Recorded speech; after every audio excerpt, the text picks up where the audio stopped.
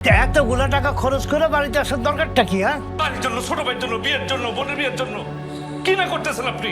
ভাইয়া তুমি আসো আর না আসো, বিয়েটা তো হয়েই যাইব। প্রবাসীরা নিজের জন্য কিছু কেনে না, যা কেনে দেশের পরিবারের জন্য।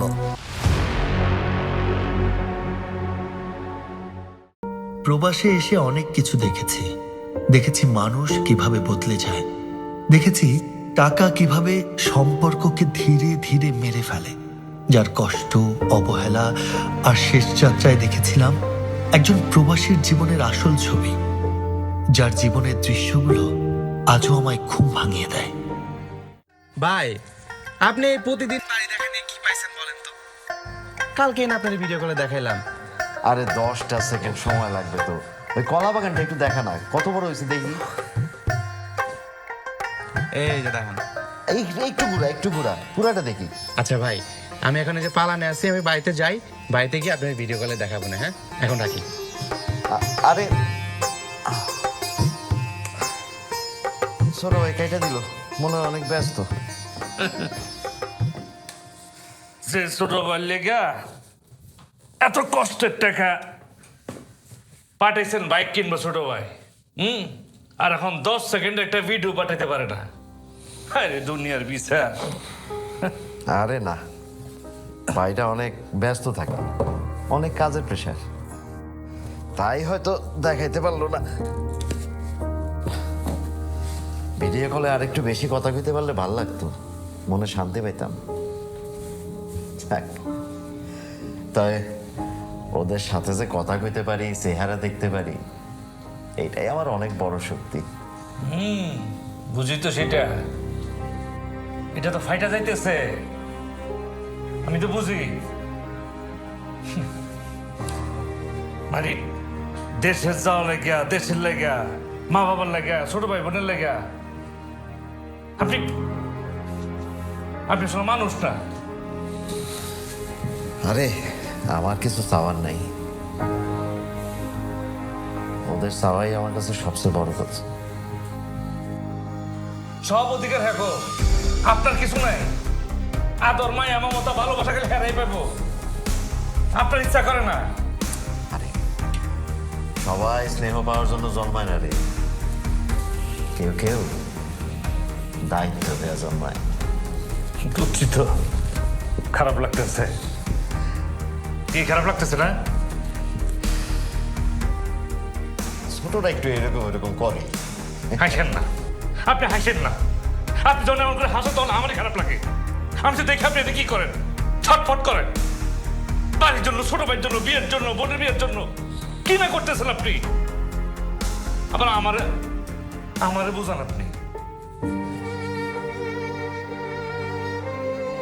একটা মানুষের স্বপ্ন ভাঙতে খুব বেশি শব্দ লাগে না, কখনো কখনো নিঃশব্দেই মানুষের মৃত্যু ঘটে। অথচ মানুষটা প্রতি রাতে অপেক্ষা করত একটু গ্রামের বাড়িটা দেখবে বলে।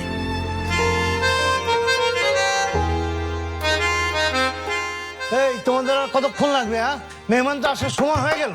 আব্বা, এই যে শেষের দিকে হয়ে গেছে। তাড়াতাড়ি করো, তাড়াতাড়ি করো। কি গোছ গাছ শেষ হয়ে গেছে গা? বাহ, বাড়িতে যাইতেছেন দেখে তো একদম চেহারার মধ্যে আনন্দ জলমল করতেছে না? Going home after years.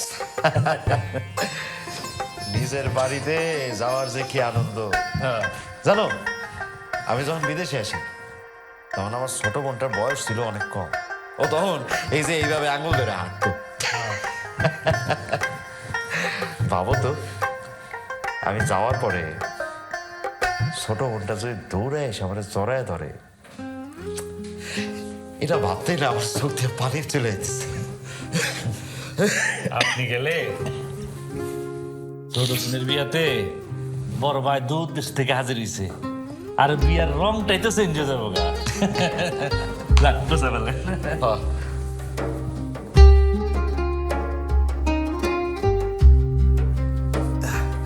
আব্বা, আসসালামু আলাইকুম। ওয়ালাইকুম আসসালাম। তা তুমি নাকি বাড়িতে আসতেছো?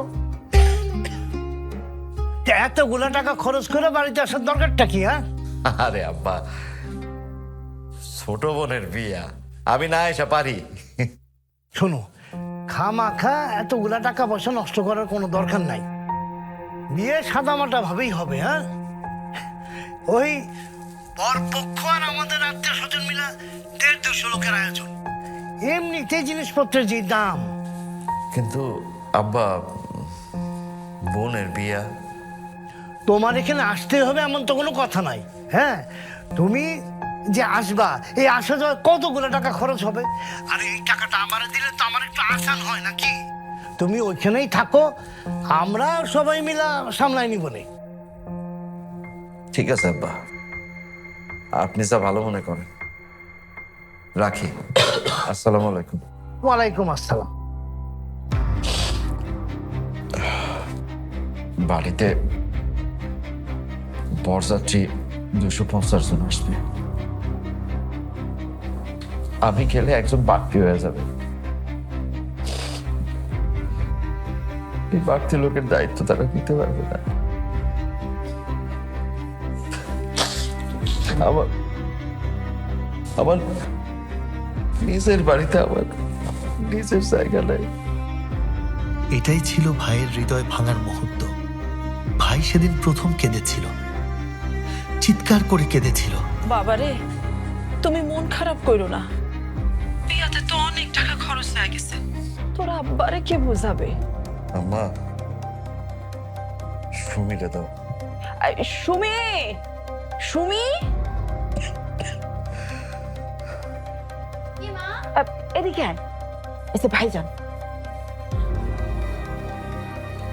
হ্যালো ভাই, আসসালামু আলাইকুম। ওয়ালাইকুম আসসালাম। তুই চাস না ভাইয়া আসুক? ভাইয়া, তুমি আসো আর না আসো, বিয়েটা তো হয়েই যাইব। আর দেখো, তুমি আসলে আবার প্লেনের টিকিট, যাওয়া আসা অনেক খরচ, তোমার আসনে লাগবে না। বুঝছি।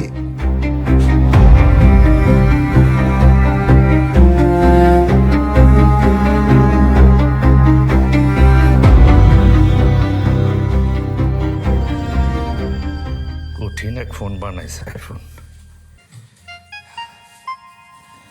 বাবা, চকচকা ছবি দেখি তো, মাথা টাকা একটা। বাহ, কঠিন ছবি উঠে। এই যে টাকের ছবি তুলছি, চুলের গোড়া পর্যন্ত একটা এক্সট্রা মেশিনের মতো উঠছে। নতুন ফোন কিনছো? আইফোন। এই যে 300 ক্যামেরা আছে। এইটাই তাহলে সেই আইফোন? এটার জন্যই মানুষ পাগল। বুড়া বুড়া সবাই পাগল। মানুষের যে কত চাওয়া। তা আপনি তো দুনিয়া কত আগায় গেছে, তাই না? আগাইব না, তাহলে তো আপনি একটা নিতে পারেন। না, আমার দরকার নাই এখন। আগে ছোট বোনের জামাইরে দিতে হবে। কাঁচতে কাঁচতে পাশার মাথা একই যেতেছে, এখনো ছোট বোনের চিন্তা মাথাতে যায় না। হ্যাঁ, আরে শোনো, প্রবাসীরা নিজের জন্য কিছু কেনে না, যা কেনে দেশের পরিবারের জন্য। আবার কাশতেছে। আমি কিন্তু আপনি নিয়ে ভয় পাইতেছি। আপনার কত কইছে ভালো একটা ডাক্তার দেখান, ডাক্তার দেখাইতেছেন না। কিছুদিন পরে দেখাবো। ওই ছোট ভাইটা নতুন ব্যবসা শুরু করছে তো, ওর ওখানে টাকা পাঠাইতে হবো। আপনি কি আসলে কম তো? হ্যাঁ, আপনি কি মানুষটা খালি দায়িত্ব? দায়িত্ব? হ্যাঁ, কিছু মানুষের জন্মই হয় দায়িত্ব নিয়ে। আমার দায়িত্ব হলো আমার পরিবার। আচ্ছা, আমি মালিশ করে দিতেছি। মালিশ করে দিতে কমে যাবো গা, কমে যাবো গা।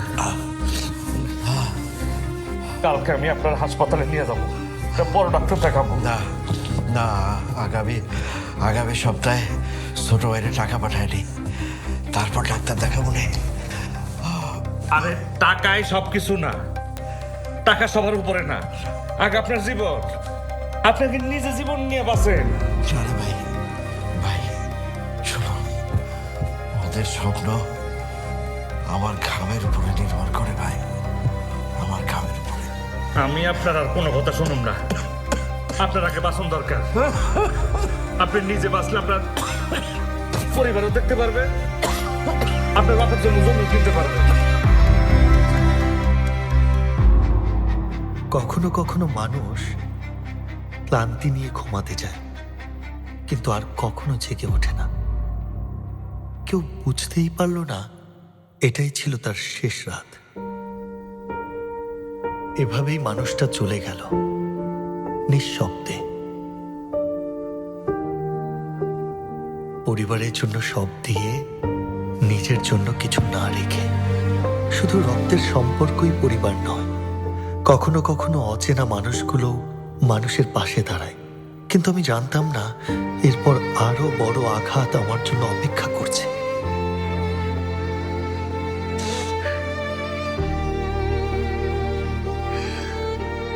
আমার ছেলে না। ও লাশ দেশে পাঠাতে হলে তো 2.5 লাখ টাকা লাগবো। টাকাটা তো পাঠাইতে হবো কাকা, নাহলে ওরে কেমনে পাঠাবো? যে জীবিত অবস্থায় চাইতে পারে না, এখন মরা লাশের লেগে 2.5 লাখ টাকা। তোমরাই ওখানে একটা ব্যবস্থা করো বাবা। যে বাবার কাছে ছেলে ছিল কেবল টাকা বানানোর মেশিন, মেশিনটা নষ্ট হলে মানুষটার আর কোনো মূল্য থাকে না। একটা মানুষ মরেও প্রমাণ পেল সে আসলে মানুষ ছিল না, ছিল একটা টাকার মেশিন, যেটা আজ অচল হয়ে গেছে। চোখের সামনে শুয়ে থাকা লাশটা দেখে মনে হচ্ছিল, না, প্রবাসী শুধু টাকা পাঠানোর মেশিন না। প্রতিটি পাঠানো টাকার পেছনে থাকে তার শ্রম, তার ঘাম, তার কান্না। প্রবাসী সারা জীবন অপেক্ষা করে পরিবারের ভালোবাসা পাওয়ার, একটা ফোন কলে ভাই কেমন আছো শোনার, একবার দেশে ফিরে বুকে জড়িয়ে ধরার। কিন্তু বাস্তবতা, তারা শুধু টাকার উৎস। একটা টাকার মেশিন নষ্ট হলে মানুষ নতুন করে কিনে নেয়, কিন্তু একজন মানুষ নষ্ট হলে তার বিকল্প আর কেউ হয় না। বেঁচে থাকতে তাদের কোনো জায়গা নেই, মরলেও নেই।